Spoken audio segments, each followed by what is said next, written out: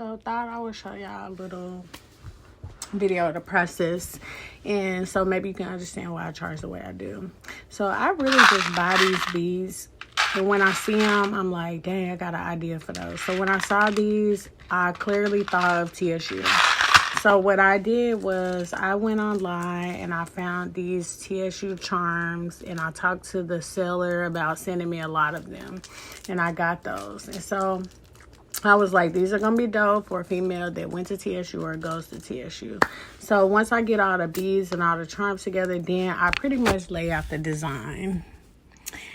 And so I'm going to have 3 options, an all blue one, an all white one, and then a blue and white one. You're going to be able to buy them together or buy them separately. This is how I lay out the design. I have to go in and put the little thing on here so it can be a part of the bracelet, and then I have to string all of this. Okay, so I called it a little thing, but technically it's called a jump ring, and they look like that.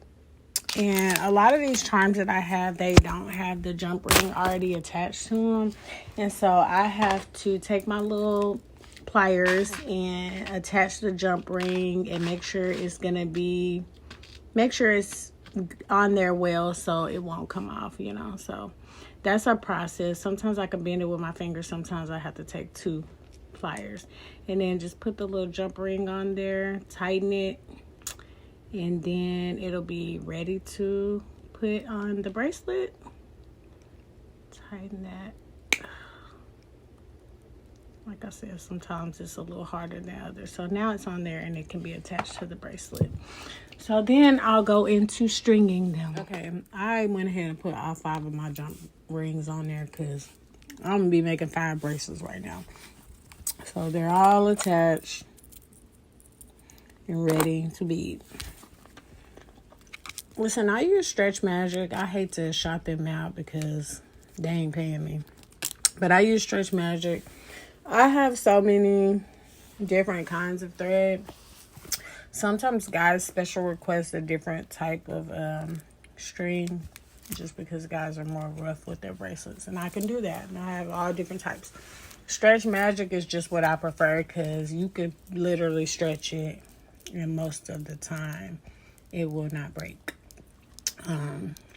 And I always say, if you break my bracelets, there's something wrong with your energy. So you really need to be mindful. And when I string, I usually start with the biggest bead, which is going to be this baby right here, because you always want to hide your knot.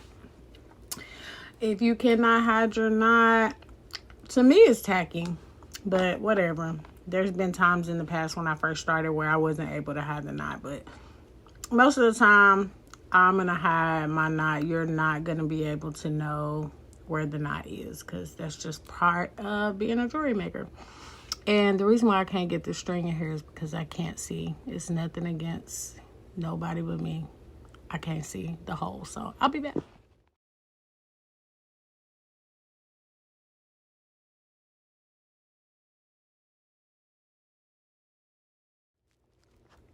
Once they're on, I just do a count just to make sure they're even on both sides. I also stretch it.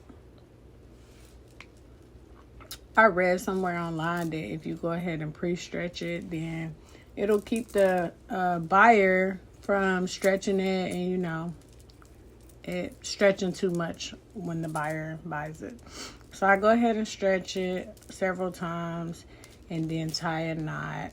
For this one, I can do a double knot because I have a lot of space to hide the knot. So I'll do a double knot here. You don't have to do a double knot. One knot, it'll be perfectly fine because you're going to put a dab of jewelry glue on there anyway. Take my little scissors, cut off the excess.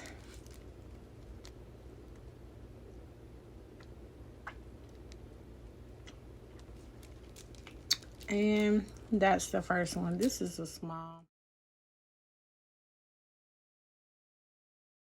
Okay, so now that the bracelets are done, it is time to come over here to my handy dandy notebook and figure out what's going to be my break even and how much I'm going to charge. Shout out to Corner to Corner for teaching us about that. And then shout out to my brother for helping me to understand it, because at first I was confused. But you got to write down how much you pay for every single thing. The charm, the beads, these little things, and then I gotta do some math, and then I gotta add my time in there, and then I'll let you guys know how much I will be charging for these. I'm not even gonna lie, I'm gonna do all that break even shit in my bed. So let me come over here first to my shadow box, which is where I take my pictures. Listen, I got this on Amazon. You can make your own shadow box, like with just like paper, white paper basically, but I bought this off of Amazon. It's got the little light on there.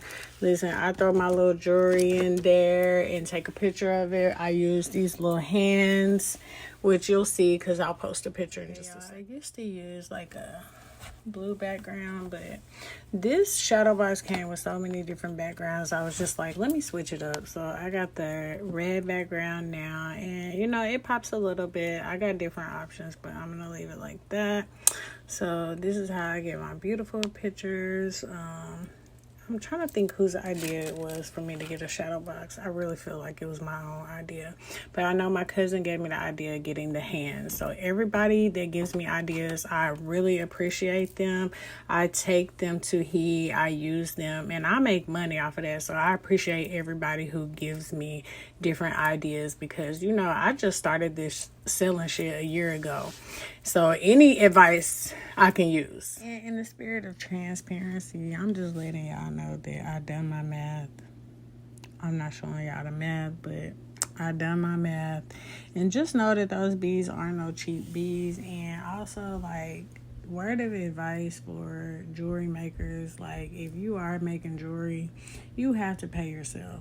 So my prices might be just a tad bit high because I'm adding in the math that I'm paying myself, because I am working, and you got to pay yourself for your work. So you're not just paying them for what it costs to buy this stuff. You got to pay yourself. You got to add that in there too. And your customers, if they love your stuff, they going to support you no matter what the price is. So shout out to all of my customers that get that. Those that get it, get it. Those that don't, go over there and shop.